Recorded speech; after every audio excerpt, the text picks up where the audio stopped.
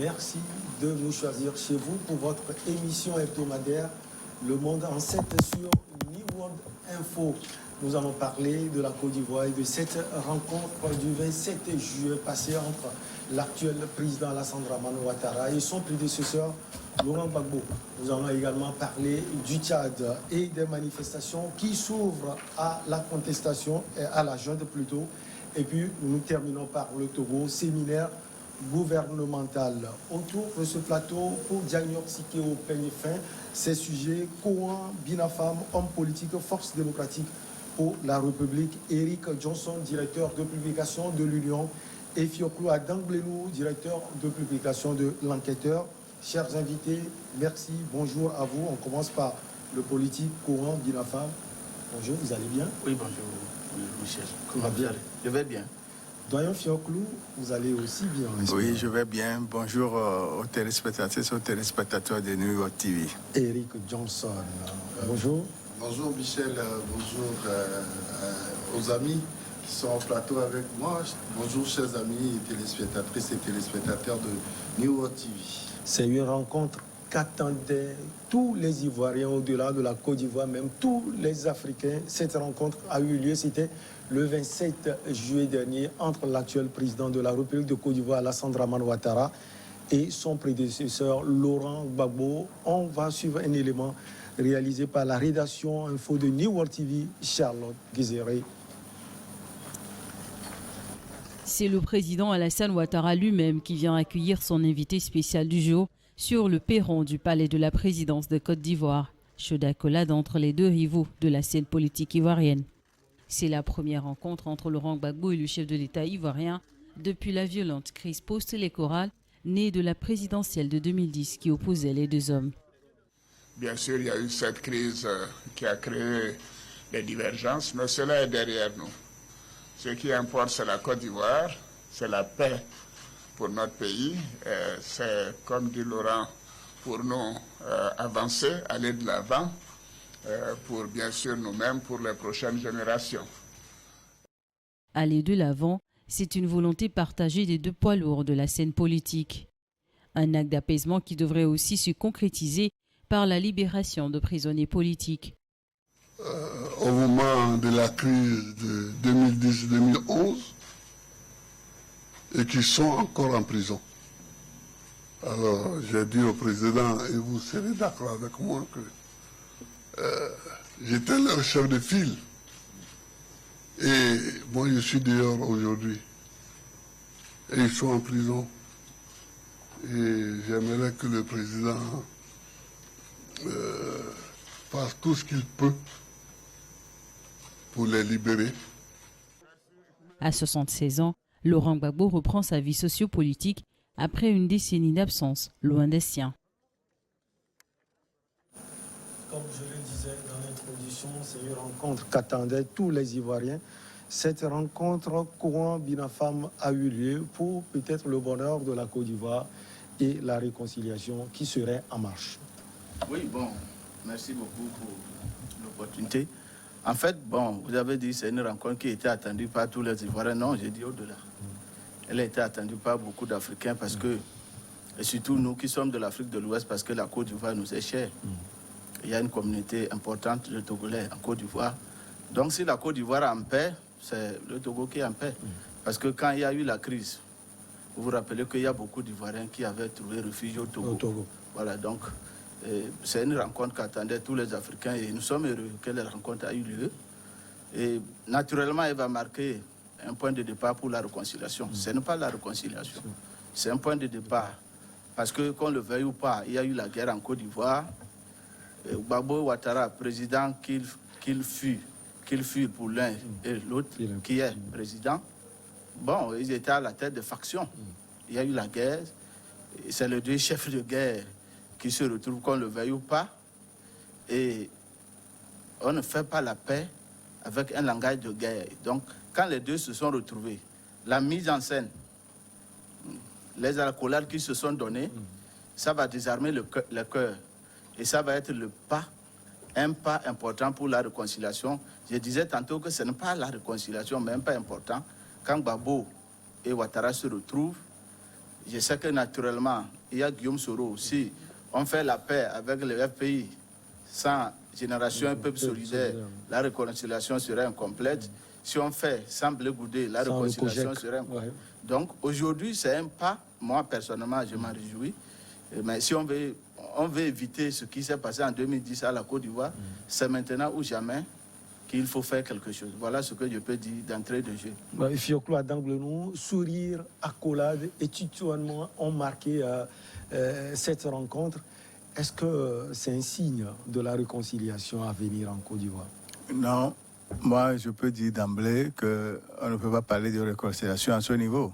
Parce qu'il y a des acteurs politiques importants qui sont à l'extérieur. Je parle de Guillaume Soro et de Blé Goudé.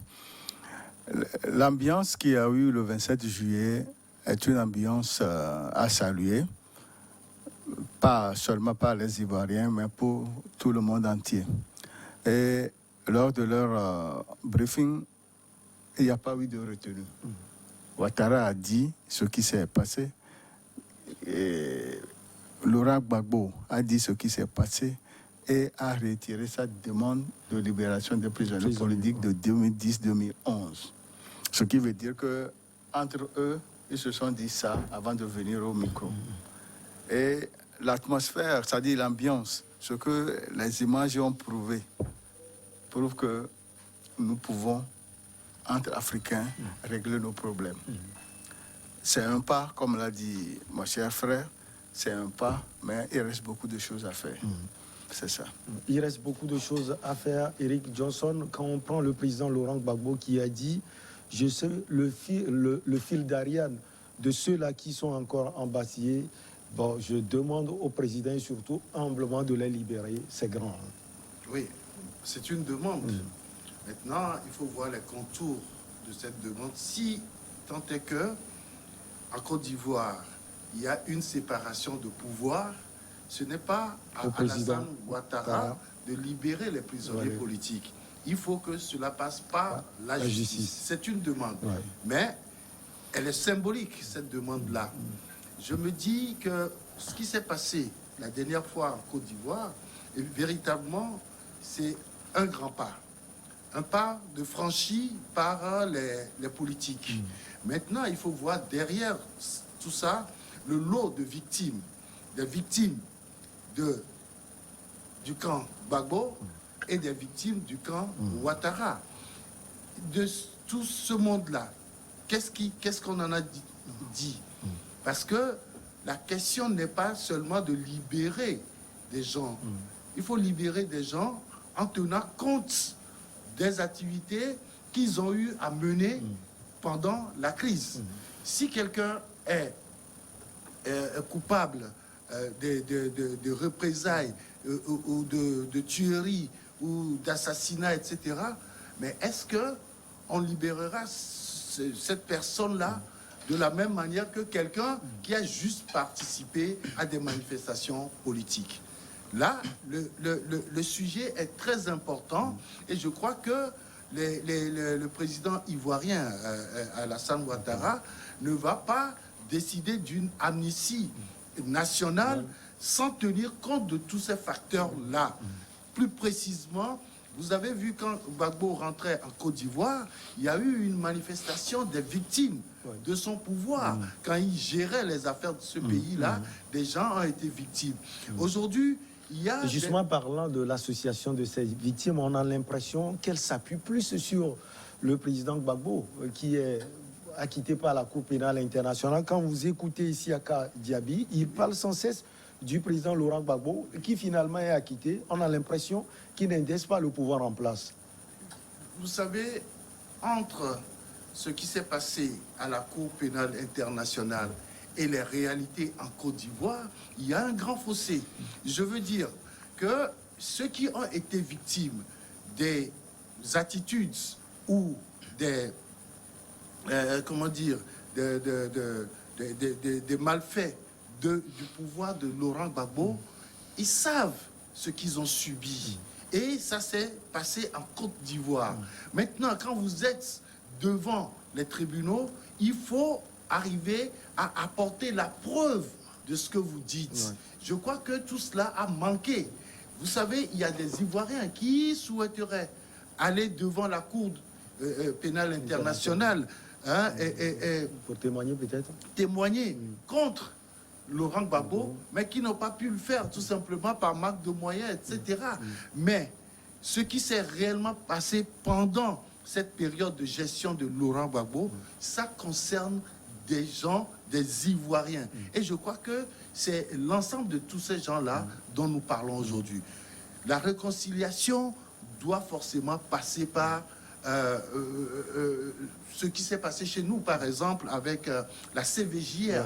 Il faut un modèle de ce genre-là pour que les gens viennent témoigner de ce qu'ils ont subi et qu'on leur demande, à leur tour, de pardonner. Et que ceux qui ont réellement fait des choses reconnaissent leurs torts et que tout le monde puisse aplanir ces difficultés-là. Parce que aujourd'hui, quand vous avez été victime d'une situation, ça traumatise à vie. S'il n'y a pas eu de lavage, s'il n'y a pas eu de sentiment, de demande de pardon et de pardon, je crois que des Ivoiriens subiront toujours ces affres-là, enfin, que ce soit du côté de Gbagbo ou du côté de Ouattara. Parce que la réconciliation passe forcément par la reconnaissance des faits, la demande de pardon, l'acceptation de ce pardon, et maintenant que tout s'aplanisse afin qu'on aille véritablement à une réconciliation. Monsieur Kouan, on ne va pas forcément revenir en arrière, mais par rapport à la sortie tout à l'heure de Eric Johnson, il a parlé de la gouvernance du président Laurent Gbagbo. Dans cette gouvernance aussi, on a vu la rébellion qui est créée en 2002, conduite par Guillaume Soro, qui a été finalement un soutien mordicus pour le président actuel au pouvoir. On a l'impression qu'on n'en parle pas trop. Non, moi, quand j'écoute mon frère Eric Johnson, l'impression que j'ai eu l'impression que les victimes sont seulement dans le camp Ouattara. Voilà. C'est l'impression que pourquoi j'ai posé. C'est l'impression que j'ai eue. Ah non. Non, j'ai dit c'est.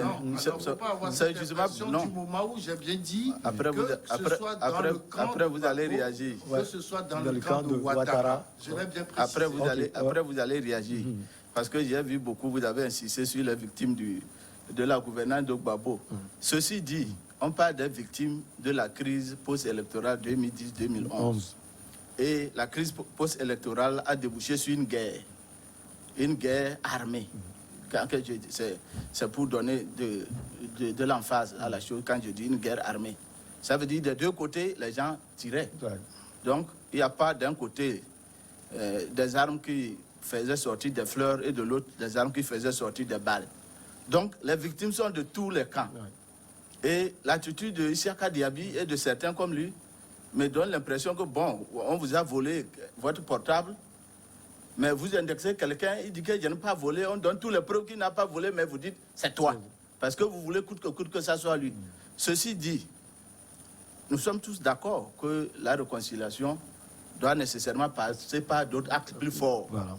Mais il est évident que l'acte que Gbagbo et Ouattara, les deux, ont posé, si c'est un acte sincère, qui se traduit dans des actes concrets, c'est déjà un pas. La demande de pardon, en réalité, oui, il faut la demande de pardon.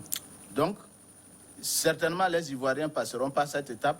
Le président Ouattara lui-même avait mis une commission vérité, je crois, CDVR, mais malheureusement, il n'a pas appliqué les conclusions de l'accord. Il n'a même pas voulu rendre l'accord public. Il a fallu que Gbagbo sorte de prison, que ça, la semaine passée, Charles Konan Bouani rende maintenant le rapport public.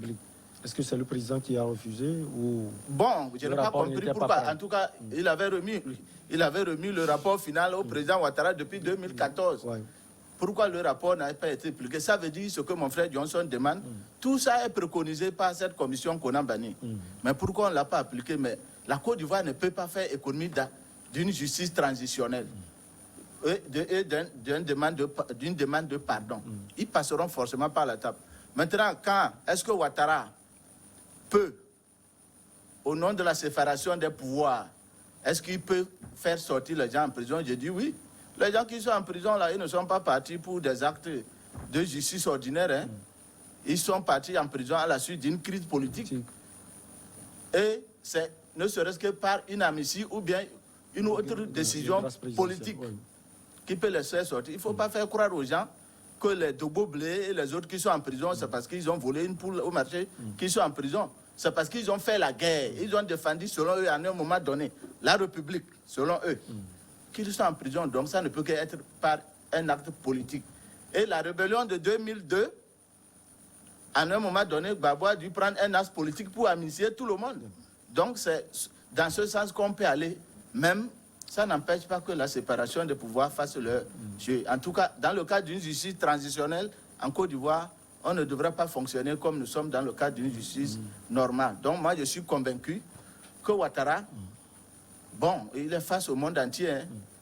Il veut faire de la réconciliation. Il a reçu Gbagbo en grande pompe. C'est en son honneur, il faut le reconnaître. Mais il ne peut pas. Moi, je ne crois pas Ouattara refuser de libérer les gens. Parce qu'il va jouer sa crédibilité là-bas. Et je suis sûr que dans les jours à venir, peut-être à l'occasion de la fête de l'indépendance, beaucoup de gens vont sortir de la prison. J'en suis convaincu. Donc, la Côte d'Ivoire, en tout cas, si les acteurs sont sincères, a amorcé un pas vers la réconciliation. Mais comme mon frère disait ici, il faut d'autres actes forts, comme par exemple le retour de Guillaume Soro, comme par exemple le retour de Bleu Goudé. Oui, et il a reçu, apparemment, il a été reçu à l'ambassade de la Côte d'Ivoire tout récemment. Non. Et il faut par exemple penser à indemniser les victimes. Voilà, ça c'est normal. Je suis sûr qu'on va indemniser les victimes pour apaiser le cœur. Vous savez, les gens qui sont morts, on ne peut pas les réveiller, mais on peut quand même apaiser le cœur de leurs parents. Voilà ce que je peux dire par rapport à ça. Fioclo Adangbenou, les deux personnalités ont promis de se revoir et de se revoir fréquemment. Et ils ont parlé de l'élargissement même de cette rencontre. On pense peut-être au président, à l'ancien président Bédié également. En Côte d'Ivoire, la politique n'est pas seulement faite par les trois. Il y a le grand Guillaume Soro, qui a été chef de guerre avant de devenir Premier ministre et de devenir président de l'Assemblée. Il y a le ministre, le général de la jeunesse de Gbagbo, qui est Bleu Goudé. Avec le retour de ces deux ténors, la classe politique doit faire une réunion pour discuter de la situation politique. Et suite à cela, chaque militant de chaque parti politique vont avoir espoir que leurs chefs sont maintenant au pays libérés. Et ils sont en contact permanent. Suite à cela, Alassane Ouattara devait prendre une amnistie et non question de grâce. Il doit prendre une amnistie, signer une amnistie qui efface tout et tout. Et en ce moment, tous les prisonniers politiques ou bien les prisonniers de guerre seront libérés. Et c'est en ce moment que la réconciliation qu'il a prendra cours, selon moi. Charles Bleu Goudé, Eric Johnson a été reçu, comme nous l'avions déjà dit, à l'ambassade de Côte d'Ivoire et tout récemment. Le processus, si on peut le dire, de son retour est en marche donc. Mais pour Guillaume Soro, c'est un peu compliqué. Hein.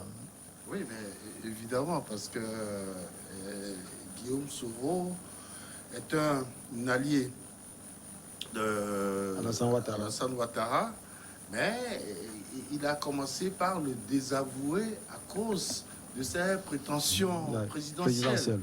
Aujourd'hui, ce qui se passe entre Ouattara et Gbagbo. Non, je parle de Ouattara et Soro est très fort parce que, vous savez, ayant été porte-parole de la rébellion, ayant été Premier ministre, président de l'Assemblée nationale, c'est qu'en réalité, il était un pan important du pouvoir d'Alassane Ouattara. Aujourd'hui, ne soutenant plus ce pouvoir-là, Guillaume Soro a voulu tout simplement désavouer le président Ouattara. Vous savez, le politicien là, je parle sous son contrôle, c'est quand même très difficile pour les politiciens d'accepter de tels affronts pendant qu'ils sont encore en gestion des affaires du pays. Et donc, Guillaume Soro a une situation beaucoup plus compliquée que tous les autres parce que actuellement, il y a un mandat d'arrêt international qui est lancé contre lui. Et par qui? Par le gouvernement ivoirien, à part Ricochet, Alassane Ouattara. Et par rapport à ça, qu'est-ce que Ouattara doit faire si réellement on veut réconcilier tout le monde?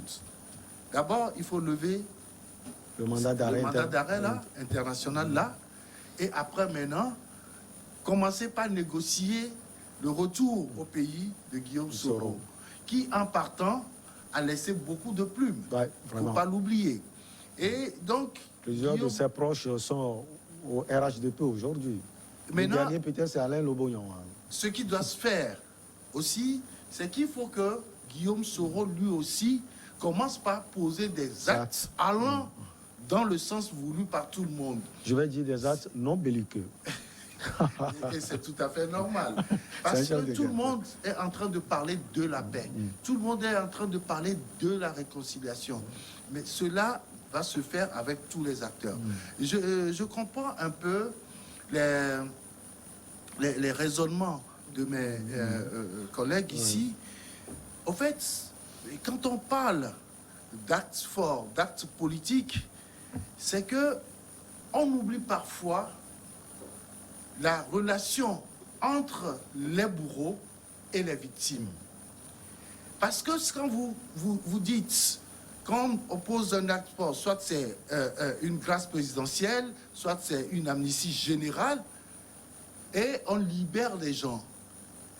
Mais la relation qui va exister entre ceux qui ont été victimes de tous ces gens libérés, parce que n'oubliez pas que dans le camp de Ouattara, les gens ne sont pas en prison pour avoir fait la guerre. Or, eux aussi, ils ont fait des victimes. Tout simplement, peut-être parce qu'ils sont protégés par le président Ouattara, le régime en place. Ah, mais c'est tout à fait normal, parce que c'est eux qui ont appuyé Ouattara pendant tout son cursus là pour s'installer au pouvoir. Et par conséquent, Ouattara ne peut pas les mettre tout de suite en prison parce qu'ils ont commis des délits pendant la guerre. Donc, quand on laisse de côté les bourreaux et les victimes, on oublie les relations, les nouvelles relations qui vont s'établir pendant que les gens seront libérés, et amnistiés, graciés. Attention, on ne fait pas encore la réconciliation. C'est pour ça que j'insistais sur le rapport de Konabani, qui est un rapport très important, qui, là, on a écouté des gens. On a fait des propositions pour pouvoir aller à la réconciliation. Il ne faut pas mettre de côté ce rapport-là, parce que désormais, ce sont les Ivoiriens qui vont se regarder en face pour penser désormais au développement de leur pays et non penser encore à la guerre. Selon vous, jusque-là, pourquoi ce rapport est mis de côté? Mais comme il le disait tantôt, Monsieur Kouan, c'est des politiciens. Il y a quelqu'un qui a commandité ce rapport. Le rapport, lui, a été remis, mais c'est à lui de décider de rendre public ce rapport. On l'a vu ici, ça s'est passé avec la CVJR. La CVJR, avec Monseigneur Barriga, à la fin de ses travaux, a remis officiellement ce rapport-là au chef de l'État, puisque c'est lui qui a posé l'acte de faire cette commission réconciliation et vérité et justice. Donc, voyez-vous, ce qui a bloqué, personne ne peut le savoir. Mais je reste convaincu qu'il y a des choses qui touchent spécialement des proches de Ouattara. Et donc, si ce rapport-là sortait, ça veut dire que des gens devaient être interpellés et devaient forcément répondre de leurs actes. Est-ce qu'après, ils n'iraient pas en prison? Sauf si les recommandations décident de ne pas faire de prisonniers après les écoutes des gens. Les différents aux dernières nouvelles, moi, j'ai appris que il y a des négociations qui sont en cours entre Gbagbo et entre Guillaume Soro et le pouvoir en place pour son retour et pour sa rencontre avec Alassane Ouattara, comme Gbagbo vient de le faire. Une négociation menée par Alain Lobognon, peut-être, parce qu'il était sorti récemment. Non, je t'ai dit la dernière fois, j'ai dit sur ce plateau que les négociations étaient en cours pour que Gbagbo rentre et qu'il soit reçu par Alassane, ce qui a été fait le 27. De la même manière, c'est le même circuit qui m'a informé que de tels... c'est normal, vous êtes le directeur de publication de l'enquêteur. Je pense qu'en réalité, est-ce que les négociations avaient abouti sur une rencontre entre Ouattara et Gbagbo? Parce que vous savez, les politiciens ont cette facilité de ravaler souvent leurs propos. Mais quand Gbagbo a fait sa première sortie publique, mais il n'a pas raté Alassane Ouattara. Il a bien secoué. C'était à Dankro. À Dankro. Il a bien secoué. Est-ce que réellement Alassane et Laurent Gbagbo s'apprêtaient à aller rencontrer Ouattara? C'est pour ça que je dis que l'acte que nous tous nous sommes en train d'applaudir pour véritablement avoir la paix en Côte d'Ivoire, a été tout simplement un truc bien formaté par Alassane Ouattara. Maintenant, il faut que les autres, je veux parler de ces opposants, Henri Konan-Bédié peut-être, Henri Konan-Bédié, tout le monde, que tout le monde arrive à porter cela pour que cela se réalise effectivement. Parce que si vous vous dégagez de la voie qui est en train d'être posée, attention, on n'ira jamais à cette réconciliation. C'est pour ça que les négociations en coulisses sont très importantes. Ça a été fait dans tous les pays au monde. Même aujourd'hui en Ukraine, il y a des négociations qui se passent pour que la chef de l'opposition retrouve son pays, etc. C'est tout à fait normal.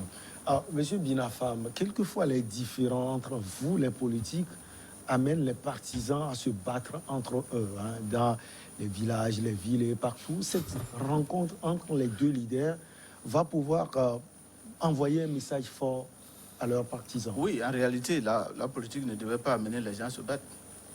En réalité, c'est dégueulasse. Et c'est surtout en Afrique que moi je vois ça. Et c'est l'échec de l'élite. L'élite politique africaine, il faut avoir le courage de dire soit nous sommes des incompétents ou bien nous sommes des criminels. Sinon, la politique ne devait pas amener. Nous avons appris à faire chez les gens. Vous voyez les Français en train de s'affronter au cours de la rue à l'issue d'une élection.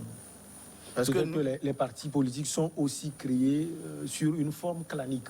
Non, ce n'est pas forcément clanique. Parce que, par exemple, quand vous prenez le Togo, il faut avoir au moins des membres fondateurs qui proviennent de 2/3 des préfectures du Togo. Ce n'est pas forcément clanique. C'est parce que nous avons pris le pouvoir comme l'aboutissement en soi de la politique. Alors que la politique, on devait venir à la politique pour faire le bien de ses concitoyens. Mais l'espérance me dit, je suis obligé de le reconnaître, c'est comme nous venons pour nous-mêmes. En réalité, si vous dites que vous êtes là pour des populations, mais si on vous dit que vous avez perdu une élection, et c'est ces populations-là qui ont voté contre vous, vous devez partir. En réalité, donc, moi, personnellement, je suis choqué de voir que, bon, nos batailles, qui devaient être des batailles idées, se transforment en guerre entre nos partisans, et c'est dégueulasse. Parce qu'en Côte d'Ivoire, l'ONU a parlé de 3000 morts, mais ce qui est sous-estimé, parce qu'il y a suffisamment de documents, des livres documentés qui prouvent qu'il y a eu plus que ça. Bon, maintenant, en réalité, on aurait pu éviter ça. Voilà. On aurait pu, parce que je repère ça toujours, mais les gens ne sont pas d'accord, mais je le dis, parce que je sais au moins que quelqu'un d'entre les deux a essayé d'éviter ça, en disant, recomptons les voix. Sous la supervision de l'ONU, de l'UA, de tout le monde, et puis si j'ai perdu, je pars. Bon, nous avons dit que c'est une injustice que de recompter. Mais est-ce que c'est plus injuste que de tuer? L'autre partie a dit que cette partie dont vous parlez joue aussi au dilatoire. Oui, bon, on peut dire, mais est-ce que dans les faits, est-ce que recompter n'est pas mieux que tuer 3000 personnes? C'est à cela, les Africains doivent se poser la question de savoir, mais à quoi sert la politique en Afrique? Si, à l'espace d'une élection, vous perdez 3000 personnes.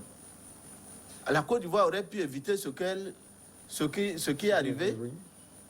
Bon, mais quelqu'un m'a posé la question quelque part, est-ce que ce que Ouattara Gbagbo vient de faire, c'est trop tard? J'ai dit non. Si on dit c'est trop tard, on va dire qu'il y a eu 3000 morts pour rien. Mais il faut éviter les prochaines morts. Il faut sceller les bases d'une paix durable maintenant en Côte d'Ivoire, d'où l'importance de cette rencontre. Et ce qui se passe en Côte d'Ivoire doit inspirer les populations africaines qui ne sont pas toutes bêtes quand même. Il faut que les gens comprennent que, bon, si Binafam, il est de mon village, je veux qu'il devienne président, que s'il échoue, il ne sert à rien que je prenne de l'arme contre l'autre. Parce que forcément, pour faire la paix, moi, je serai obligé, un jour, d'aller discuter avec celui contre qui je me battais. Donc, les populations doivent s'inspirer. Les actes que les politiciens posent, les populations aussi doivent réfléchir. Par exemple, moi, je suis rentré en politique depuis les années 90, en un moment où au Nord, on me demandait, mais les gens de l'opposition tapaient-les. Mais moi, je ne peux jamais accepter qu'un politicien, quel qu'il soit, même quand j'étais au lycée, de dire, mais d'aller boxer Michel parce qu'il est d'un autre parti. Pourquoi? Pourquoi nous, on se livre à ce jeu-là? Il faut que les gens s'inspirent de ces actes. Aujourd'hui, qu'on ne le veut pas, les gens disent, j'ai entendu des gens dire que non, ce que Ouattara et Gbagbo font, c'est de la trahison. Vous voulez quoi? Vous voulez la belligérance à vie? Ils vont arriver forcément après la Deuxième Guerre mondiale. Aujourd'hui, l'Allemagne et les États et la France sont les pays les plus amis en Europe, non? Donc, Gbagbo et Ouattara n'ont rien inventé. Si vous ne faites pas l'économie de la guerre, après vous allez discuter. Donc, cela doit inspirer tous les Africains à dire, sortons de la politique du rapport de force permanent et de la belligérance permanente pour dire que je suis le plus fort parce que demain, vous ne serez pas plus fort. Et je fais une petite parenthèse par rapport à Guillaume Soro. Vous savez, l'histoire est comme ça. Le sens de l'histoire est que la justice naturelle rattrape tout le monde. Voilà, donc, ce qui arrive à Guillaume Soro doit inspirer certains. Vous, aujourd'hui, puissant, demain, vous n'êtes pas puissant. Je me rappelle que Guillaume Soro s'est moqué des pro-Gbagbo pour dire, mais sinon rien à se reprocher, qu'ils reviennent en Côte d'Ivoire, non? Affronter la justice. Et s'il n'a rien à se reprocher, il peut revenir librement en Côte d'Ivoire aussi. Il faut que nous comprenions, nous les acteurs politiques, que si nous sommes forts aujourd'hui, demain on ne sera pas fort. On ne parlera pas de ce sujet, mais vous avez vu qu'on va bientôt extrader François Compaoré. Voilà, donc il faut faire attention. Je voudrais rebondir parce qu'il a dit un truc très important quand il dit que le camp Gbagbo avait demandé de recompter les voix. Et on a préféré aller à la guerre. Très bien. Je pense que cela aussi est de la faute des politiciens en Afrique. Oui, bien sûr. Parce que vous êtes en politique, quoi que vous fassiez, c'est pour arriver au pouvoir. Même si il vient de dire arriver au pouvoir et le garder. Que c'est pas la finalité. Mais c'est qu'il faut mettre en place des mécanismes qui vous permettent de pouvoir recompter les voix au cas où il y a contestation et de ne pas le faire parce que la loi est là pour tout le monde. Pour vous, ce n'est pas prévu, ce n'était pas prévu, le recomptage des voix. Parce que les politiciens africains n'ont pas créé ce mécanisme-là pour pouvoir recompter les voix pendant qu'il y a contestation d'un scrutin. Vous voyez ce qui s'est passé aux États-Unis. Donald Trump a crié et continue par crier qu'il a gagné les élections. Et dans certaines régions, on a recompté les voix. Mais cela s'est passé sans heurts. Tout simplement parce que la loi est là pour cadrer et tout ça. Donc je dis, c'est très important quand on en parle et que c'est un politicien qui le dit. Déjà, il faut commencer par mettre en place des mécanismes pour que demain, on ne se retrouve pas dans cette situation de heurts, de guerre pendant ou en période post-électorale. Je voudrais rappeler que l'élection de 2010-2011 en Côte d'Ivoire a été chapeautée par les Nations Unies. Et c'est le représentant spécial, le Sud-Coréen, M. Choi, qui était à la base. Et c'est eux qui ont refusé le recomptage. Et pour une juste cause, on a voulu seulement dégager Gbagbo. Et c'est ce qui a été fait. Point. Alors, si les États-Unis ont organisé ces élections, les États-Unis se disent que effectivement, c'est le président Ouattara qui a gagné. Et donc, comme Eric l'a dit, les mécanismes ne sont pas prévus pour pouvoir aller au recomptage des voix. En revenant à ce que Eric vient de dire, aux États-Unis, les États indépendants ont leur comité. Et en plus de ça, M. Joe Biden a gagné dans des régions où les républicains sont des gouverneurs, sont des responsables des collèges électoraux. Ils ont fait le recomptage. Ils ont dit que Joe Biden a gagné. Dans certaines régions où il n'y a que des républicains, ils ont dit qu'il n'y a même pas question de recomptage parce que l'écart est trop grand et en faveur de Joe Biden.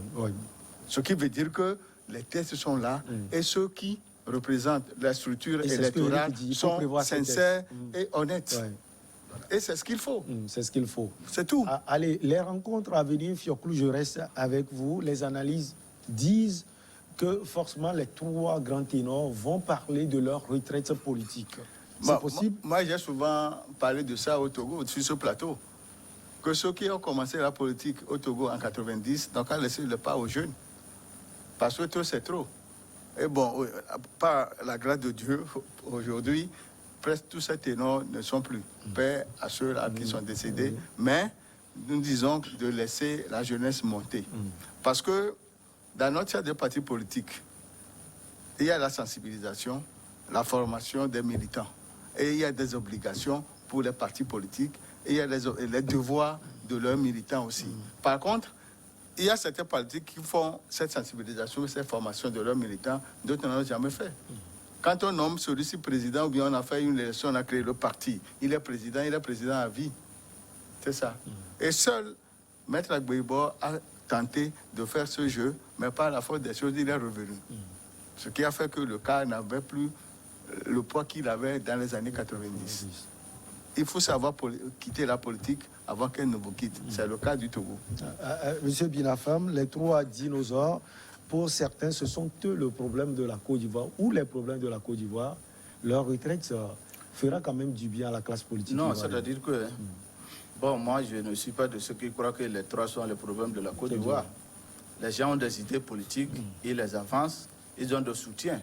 Le cas de la Côte d'Ivoire, il faut reconnaître que la Côte d'Ivoire est en Afrique de l'Ouest, ce que le Congo démocratique est en Afrique des Grands Lacs.